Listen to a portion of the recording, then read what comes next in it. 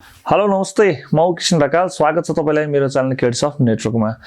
आज मैले तपाईलाई चाहिँ अलिकति पछिल्लो समयमा चाहिँ अफिसरले निकालेको टेन्डरलाई चाहिँ अलिकति थोरै परिमार्जन गरेको छ। पहिला स्टोन मेसिनरी बढी प्रयोग गरिन्थ्यो भने चाहिँ अहिले चाहिँ प्लम कंक्रीट भनेर चाहिँ निकालिन्छ हैन। यो प्लम कंक्रीट भनेको के हो भनेर धेरै जनाले बुझ्नु भएको रहेनछ, नयाँ व्यवसायी जो हुनुहुन्छ र त्यसलाई कसरी काम गर्न सकिन्छ, कति खर्च आउँछ, किन प्लम कंक्रीट प्रयोग गरिराखेको हो, यो स्टोन मेसिनरी जे नै ठीक थियो भन्ने जति पनि छ उहाँहरु हुनुहुन्छ त्यसको लागि प्लम कंक्रीट यो हो, यसको लागि यति रेट चाहिन्छ भन्ने विषयमा चाहिँ भिडियो लिएर प्रस्तुत भएको छु। भिडियो अन्तिमसम्म हेर्दिनु होला, हेरिसकेपछि आफ्नो प्रतिक्रिया कमेन्ट मार्फत दिन नबिर्सिनु होला।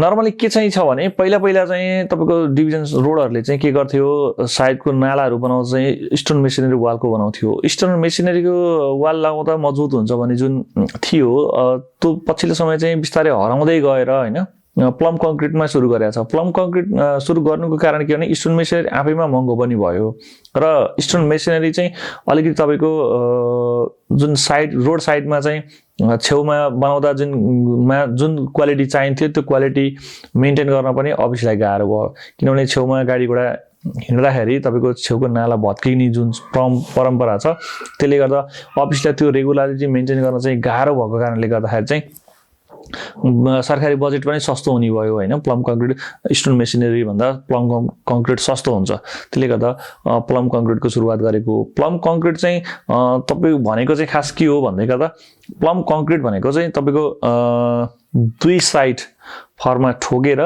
बीचमा तपाईको कहिले प्राय जसो M15 को रेशियोमा तपाईको 60-40 भनेको 60% तपाईको कंक्रीट र 40% चाहिँ बोल्डर ढुङ्गा भनेको स्टोन ढुङ्गा, त्यसलाई चाहिँ मिक्स गरेर तपाईले त्यसरी हालिन्छ, मतलब त्यो गरिन्छ जुनलाई चाहिँ प्लम कंक्रीट भन्छ, प्लम गर्नी भन्छ।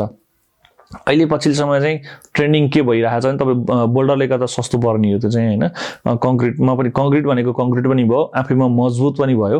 मजबुत हुँदै गर्दा चाहिँ साइडको फर्मा लगाएर गरिसकेपछि हामी स्टोन मेसिनरी वाल लगाउँदा साइडमा फर्मा लगाउँदैनौं र कस्तो चाहिँ कन्ट्र्याक्टरले अथवा काम गराउने बेलामा चाहिँ जस्तो माथिको टप जति चाहिन्छ त्यो एरिया चाहिँ मेन्टेन गर्न गाह्रो पनि भएको कारणले गर्दा नि होला सायद हैन। अफिसले के गर्ने दुईतिर फर्मा लगाइदियो, फर्मा लगाइसकेपछि माथिको टप जत्रो साइज भनेको छ त्यही अनुसारले तल हिसाब निकाले हुन्छ। नर्मली माथि चाहिँ 25 देखि 30 सेन्टि राखेको हुन्छ भने तल पनि त्यही अनुसार राख्छ र फर्मा लगाइसकेपछि तपाईको कंक्रीट हाल्नै पर्यो। कंक्रीट हालेर पनि बोल्डर मिक्स गरिन्छ भनेको कंक्रीट पनि हाल्दै गर्छ र बोल्डर पनि हाल्दै गर्ने हो कि। तपाईको 60% कंक्रीट हालिन्छ, 40% बोल्डर हालिन्छ, अधिकांश रेशियो चाहिँ त्यो निकालेको हुन्छ। त्यसलाई चाहिँ प्लम कंक्रीट भनिन्छ र यसको हेर्दा फिनिशिङ पनि एकदमै राम्रो आउँछ, बलियो पनि एकदमै राम्रो हुने हैन र फिनिशिङमा पनि राम्रो हुन्छ। यसलाई चाहिँ तपाईको चाहिँ स्ट्यान्डर्ड साइज भनेको प्राय छ सडकको ड्रेनको चाहिँ 40 सेन्टि को हाइटमा हुन्छ, तर ठाउँ अनुसारको फरक पर्न सक्छ हैन। र यसलाई चाहिँ नर्मली रेट हामीले कति हाल्ने भन्ने जुन छ अहिले स्टोन मेसिनरीको रेट चाहिँ तपाईको सबै कुरा लेबर कस्ट हुन्छ, सबै कुरा जुटाउँदाखेरि चाहिँ जिल्ला दर धन्ने 11,000 प्लस 12,000 को रेन्जमा पर्न आउँछ भने चाहिँ प्लम कंक्रीटको रेट भनेको चाहिँ 8.5 देखि 9,000 रुपैयाँ निस्किन्छ भनेको 8.5-9,000 मा 12,000 र 9,000 भनेको त तपाईँ 3,000 रुपैयाँ प्रति घन मिटर चाहिँ 3,000 रुपैयाँ फरक पर्नु भनेको चाहिँ ओभरअल नेपालभरिमा कति धेरै प्लम के स्टोन मेसिनरी निस्केको हुन्छ। स्टोन मेसिनरीको साथमा प्लम कंक्रीट भने आफैमा फिनिशिङ पनि राम्रो भयो, बाटोको तपाईको ड्रेनको फिनिशिङ पनि राम्रो भयो र प्लस तपाईको सस्तोमा पनि बन्यो, सरकारी बजेट सस्तोमा पनि बन्यो। त्यो बन्दै गर्दा तपाईको तलपट्टि सोलिङ हुन्छ, सोलिङ पनि त्यही अनुसारले गर्न पाइयो, सोलिङ माथि पीसीसी पनि त्यही अनुसारले गर्न पाइयो। अहिले पछिल्लो समय तपाईले जति पनि अहिले हुँदा तपाईको वालहरु पनि हुन्छ नि, जुन स्टोन मेसिनरी वाल लगाउनु पर्ने ठाउँ पनि प्लम कंक्रीट राख्ने चलन आएको छ र त्यसमा चाहिँ रेट अहिले पछिल्लो जेनेरेसन भन्नुहुन्छ पहिला फर्मा चाहिँ छुट्टिने हुन्थ्यो भने चाहिँ अहिले इन्क्लुडिङ भनेर राखिएको छ।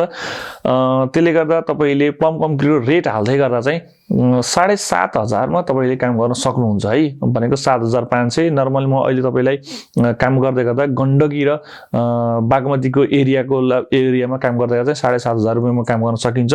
हुन त त्यो भन्दा कम्तीमा पनि गर्न सक्नु होला किनभने मेटेरियलमा भर पर्ने कुरा हो, तर नर्मली तपाई नौलो ठाउँबाट यो ठाउँमा ठेक्का हाल्दै हुनुहुन्छ भने 7.5 को 8 को बिचमा तपाईले मजाले काम गर्न सक्नुहुन्छ र ओभरअल सायद नेपालभरिको कन्टेन्टमा त्यो रेटमा काम गर्न सकिन्छ।